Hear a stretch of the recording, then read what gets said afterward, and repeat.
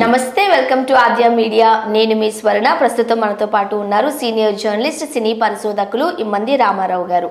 నమస్తే అండి రామారావు గారు. నమస్తే అండి. రామారావు గారు, వివేకానంద రెడ్డి గారి హత్య కేసుకి సంబంధించి షర్మిల గారు కానీ లేకపోతే విజయమ్మ గారు కానీ ఏమీ మాట్లాడట్లేదు.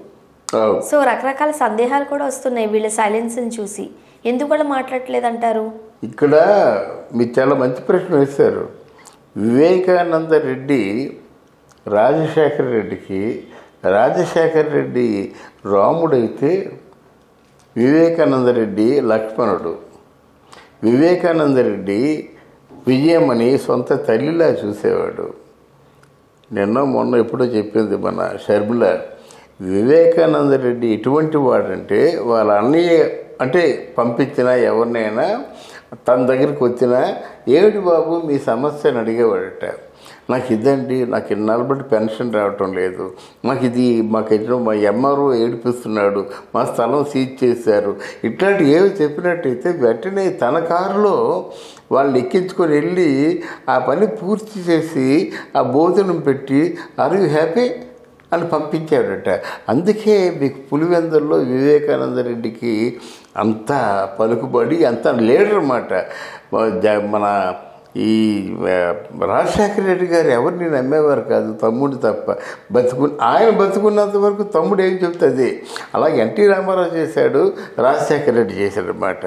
తమ్ముడు ఏంటిది అంటే, లేదన్నా నేను చూస్తాను, నువ్వు వెళ్ళిపో, నువ్వు టెన్షన్ పడొద్దు అంటూ ఆ పని పూర్తి చేసేవాడు తమ్ముడు మాట. అటువంటి రిలేషన్ ఉన్నటువంటి వివేకానంద రెడ్డిని మరి విజయం ఎలా చూడాలమ్మా? బిడ్డలాగే చూడాలి కదా.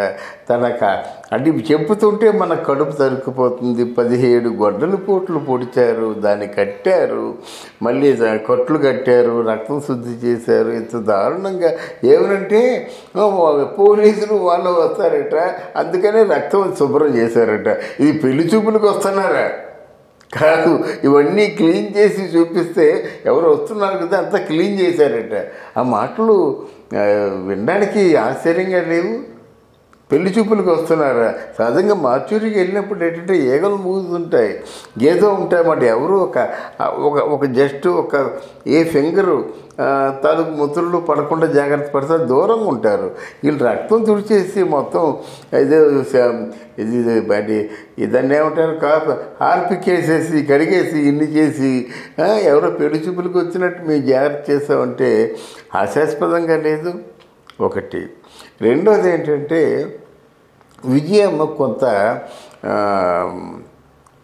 యాక్టివ్ పార్ట్ తీసుకుంది. మొదట్లో యాక్టివ్ పార్ట్ తీసుకొని వీళ్ళ తాలూకు కుటుంబ సభ్యులందరినీ కూడా సమావేశపరిచింది. ఎవరి కుటుంబ సభ్యుల్ని? విజయమ్మ తాలూకు కుటుంబ సభ్యుల్ని. 7 బ్రదర్స్ కదా, వాళ్ళని సమావేశపరిచి ఏం చేద్దాం దీనికి అంటే వాళ్ళందరూ కూడా యునానిమస్గా కూడా దీనికి మనం ఏం చేయలేము, వదిలేసి అని చెప్పారన్నమాట. అది కాదు, మనం న్యాయం చేయాలి కదా. ఇప్పుడు భాస్కర్ రెడ్డి తండ్రి ఎవరో ఉన్నారు, భారతిరెడ్డి తండ్రి గంగిరెడ్డికి వీళ్ళకి అంత పాజిటివ్ లింకప్ లేదు.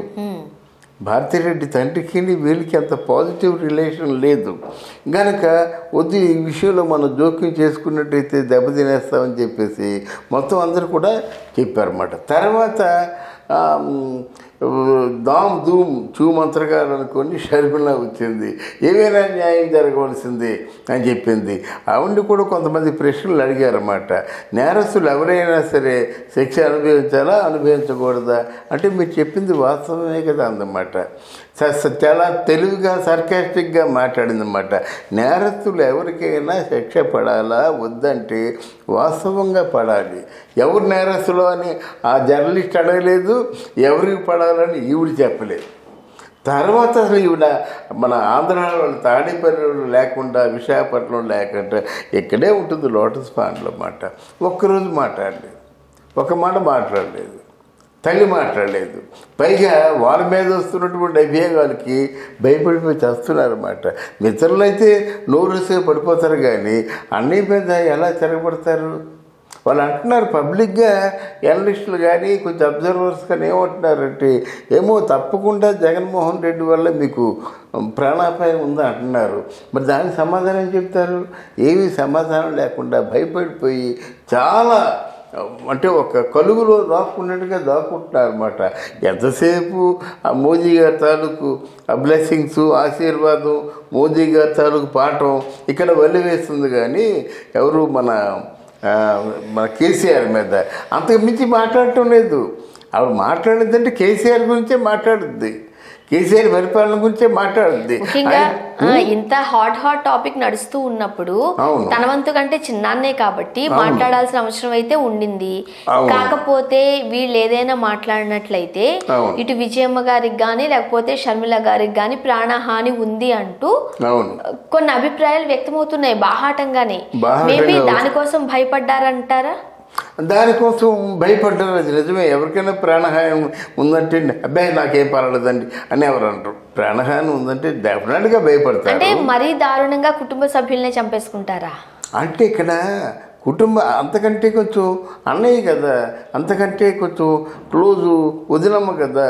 ఒక సీఎంగా ఒక ముద్ద అయినట్టయితే ఆ చరిత్రలో కాలగర్భంలో కలిసిపోయినంతరకు ఆ చరిత్రహీనుడుగా మిగిలిపోతారు కదా.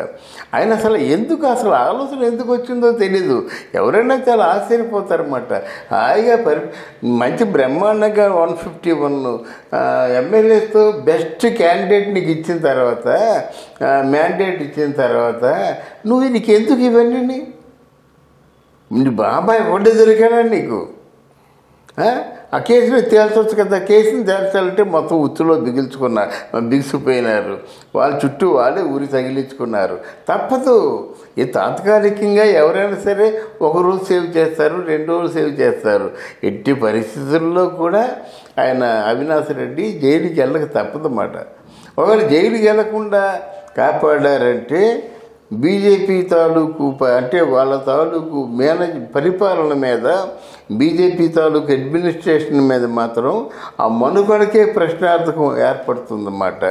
ఏమనుకుంటున్నారు? ఎంతవరకు బీజేపీ ఏమి చెప్తే అది నమ్మారు. ఇప్పుడు అమ్మ బాబోయ్ ఇప్పటికే చాలా వ్యతిరేకత వచ్చేసింది, ఇక ముందు ఇంకా వ్యతిరేకత వస్తుందన్నమాట. ప్రభుత్వం కూలిపోయే పరిస్థితులు కూడా వస్తున్నాయి రాబోయే రోజుల్లో. కనుక తప్పకుండా 2-3 తప్పుడు శిక్షలు గట్టిగా వేయాలి. ఇప్పుడు ఈ అవినాష్ రెడ్డి కేసులో కానీ, మన కవిత లిక్కర్ కేసులో కానీ అలా కొన్ని కేసులు తప్పకుండా అది ప్రూవ్ చేసి సాక్ష్యాధారాలతో శిక్షలు వేసినట్టయితే అయితే మంచి గవర్నమెంట్. అది వాళ్ళకి న్యాయమే కావాలి, విచక్షణే కావాలి. అంతేగాని మామూలుగా ఎవరి తాలూకు ఇటువంటి రికమెండేషన్లు ఎవరు ఏ విధంగా ప్రభావితం చేసినప్పుడు కూడా ప్రభావం చూపించకుండా అంటే నిర్మోహమాటంగా ఉంటారనే పేరు వస్తుంది. అది లేకపోతే ఎలా పేరు వస్తుంది? చూడాలి. ఇప్పటికైనా ఇటు విజయమ్మ గారు కావచ్చు లేకపోతే షర్మిల గారు కావచ్చు స్పందిస్తారా లేదా, ఏం జరగబోతుంది అనేది మాత్రం చూడాలి. రైట్, ఏమంటారు మీరు? తప్పకుండా అమ్మగారు స్పందించరు, అయిపోయింది అంతే. వాళ్ళు స్పందించరంటారా? స్పందించరు. అందుకే చెప్తున్నా, ఊపిరిగా చెప్తున్నమాట, స్పందించరు. శర్మిలమ్మ తాలూకు పని ఒకటే. అక్కడ మోదీ గారు ఏవైతే పాఠం చెప్పారో ఆ పాఠాన్ని చిలక పలుకులతో వల్లి వేస్తుంది అంతే. మరి ఇక్కడ విజయం ఏంటంటే అక్కడ బిడ్డ అనగా ముఖ్యమంత్రి అయిపోయాడు, ఈ బిడ్డ ఒంటరిగా ఉంటుంది, ఈ బిడ్డని నేను కాపాడుకోవాలి, అదొకటే స్లోగన్ ఆవిడది అంతే. కనుక వాళ్ళు చాలా తెలివైన వాళ్ళు, చాలా తెలివితేటలతో ఉంటారన్నమాట. Thank you so much. Thank you అమ్మా.